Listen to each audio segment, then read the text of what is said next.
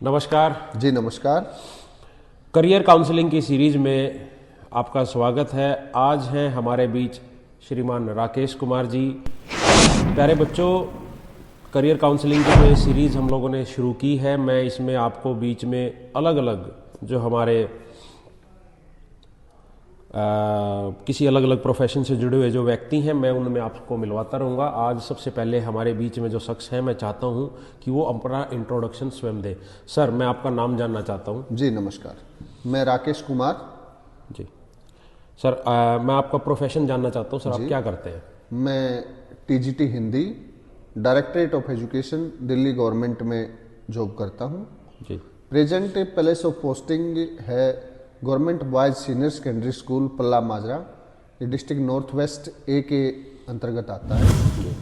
यहाँ पर मुझे काम करते लगभग 5 साल हो गए हैं। जी सर, मैं आपकी जो प्रोफेशनल या एजुकेशनल क्वालिफिकेशन है, मैं उसके बारे में जानना चाहता हूँ। जी, मैंने मास्टर्स की हुई है एमडी यूनिवर्सिटी से पॉलिटिकल साइंस में, और अभी मैं मास्टर्स करने लग रहा हूँ हिंदी में एमडी यूनिवर्सिटी से ही।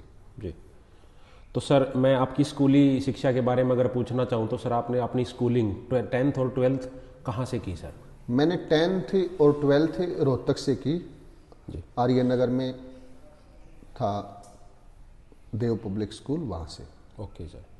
सर, आपको कितना एक्सपीरियंस हो चुका है जो आप अभी काम करते हो उसमें, उस ऑर्गेनाइजेशन में कितने साल से आप काम कर रहे हैं सर? आप थोड़ा मुझे ओवरऑल एक्सपीरियंस हो चुका है लगभग 17 साल के आसपास। जी दिल्ली से पहले मैंने हरियाणा गवर्नमेंट में भी जॉब की है। मैंने म्युनिसिपल कॉरपोरेशन दिल्ली में भी कुछ समय काम किया है, जी और अभी फ़िलहाल मुझे 14 साल कंटिन्यू हो गए हैं दिल्ली सरकार में काम करते हुए। दिल्ली सरकार के शिक्षा विभाग में काम करते जी। तो do you love your job sir? हुए। बिल्कुल, यस मेरे लिए वॉइस प्रोफेशन है। यस। तो सर, मैं ये पूछना चाहता हूँ कि अगर हमारा किसी बच्चे को आपके जैसे अध्यापक बनना है, जी, एक हिंदी अध्यापक बनने के लिए बच्चे को क्या क्या क्वालिफिकेशन, कहाँ पढ़ाई करनी चाहिए सर? आप थोड़ा सा इसके बारे में विस्तृत बताइए सर। बिल्कुल। अगर किसी बच्चे को हिंदी का अध्यापक बनना है तो उसे अपने उस विषय पर खास फोकस करना होगा। ये स्टार्ट होता है 9th क्लास से। जी 8th क्लास तक सभी बच्चों के सेम सब्जेक्ट में रुचि का जो एक ग्राफ होता है वो लगभग बराबर ही होता है। तो 9th से मतलब आपने उस सब्जेक्ट पर ज़्यादा जोर देने की जरूरत होती है जिस सब्जेक्ट के आप प्रोफेशनल आप चूज करना चाहते जी हैं। बिल्कुल जाना चाहते हैं उस विषय में। जी। तो 9th से लेकर और 12th तक की ही मेन पढ़ाई है। जी जो एक सब्जेक्ट स्पेसिफिक में जिसमें जाना चाहते हो आप, उसके अंतर्गत जो आती है वो 9th से 12th तक का ही है सारा। जी बाकी इसके बाद 12th के बाद आप अपनी ग्रेजुएशन करेंगे, उसके 3 साल में वही सब्जेक्ट होना चाहिए जिसके लिए आप टीचर बनना चाहते हैं। ओके, अगर टीचर आपको हिंदी का बनना है तो आपके पास जो ग्रेजुएशन में सब्जेक्ट्स हैं, तो 3 साल की अगर आपकी ग्रेजुएशन है तो वहाँ ये एज ए सब्जेक्ट होना चाहिए 3 साल। जी बिल्कुल, as a compulsory subject in first year, second year and final year. Okay sir. तो सर, इसके अलावा फिर और क्या पढ़ाई करनी पड़ती है? जी, इसके बाद आफ्टर ग्रेजुएशन आपको एजुकेशन के अंदर बैचलर डिग्री करनी होगी, जिसको हम बीएड बोलते हैं। बीएड। जी वहाँ भी आपका वो subject as a main subject के रूप में होना चाहिए। Okay sir. फिर उसके बाद सर? उसके बाद आजकल हर स्टेट के अंदर ये टीचर एलिजिबिलिटी टेस्ट हो रखे हैं। जैसे हरियाणा के अंदर एचटेट है, सेंट्रल गवर्नमेंट के जितने भी स्कूल हैं वहाँ पर सीटेट है, और जो भी अदर स्टेट्स हैं वहाँ पर अपने अपने टीचर एलिजिबिलिटी टेस्ट रखे हुए हैं।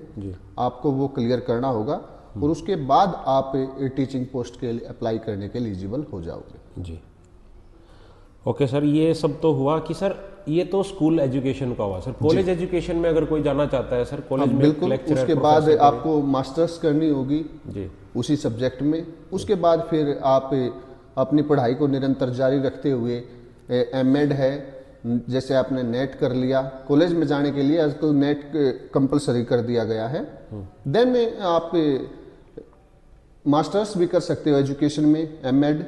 जी उसके बाद फिर पीएचडी है, एमफिल है, बहुत सारे हैं। तो पढ़ाई तो कभी नहीं रुकने वाली प्रक्रिया है।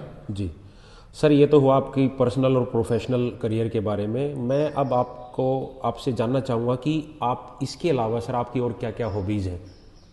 मैं जनरली रीडिंग करता हूँ। जी और बाकी तो डे टू डे लाइफ में जो भी काम होते हैं वो नॉर्मली रूटीन में आ ही जाते हैं। जी। बाकी जो मेन आफ्टर स्कूलिंग जो रीडिंग है हाँ जी। वही मेरी एक हॉबी है। ओके, सो राकेश जी धन्यवाद, आपने अपना कीमती समय दिया। धन्यवाद सर। जी बहुत बहुत शुक्रिया।